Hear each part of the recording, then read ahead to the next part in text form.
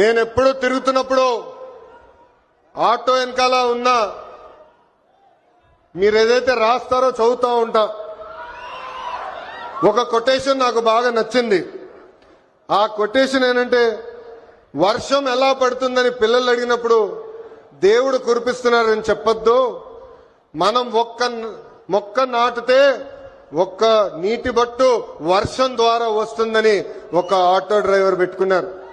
అంటే ప్రకృతి పట్ల మనకున్న బాధ్యత ఆ ఆటో డ్రైవర్ ఈరోజు సమాజానికి నేర్పిస్తున్నారు. ఇంకొక ఆటో డ్రైవర్ కొటేషన్ చూసా, అందరూ బాగుండాలి, దాంట్లో నేను కూడా బాగుండాలని చెప్పారు. మూడో కొటేషన్, జరా భద్రం భయ్యా, మనందరం చల్లగా ఇంటికి వెళ్ళాలి. అంటే స్పీడ్ గా నడపద్దు, ర్యాష్ గా నడపద్దని ఆ ఆటో డ్రైవర్ చెప్పే పరిస్థితి. ఈ కొటేషన్లన్నీ మీకు ఎందుకు చెప్తున్నానంటే, మా ఆటో డ్రైవర్ల మనసు పెద్ద మనసు.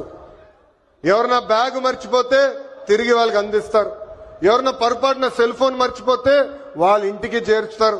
అంతేకాదు, విలువైన వస్త్రాలు దొరికితే ఏకంగా మా పోలీస్ సోదరులు దగ్గరికెళ్ళి డబ్బులో లేని వస్త్రాలు దొరికినాయి, ఇది మీరు జాగ్రత్త వాళ్ళకి చేర్చాలని చెప్పే పెద్ద మనసు ఉన్న వ్యక్తులు మా ఆటో డ్రైవర్లు.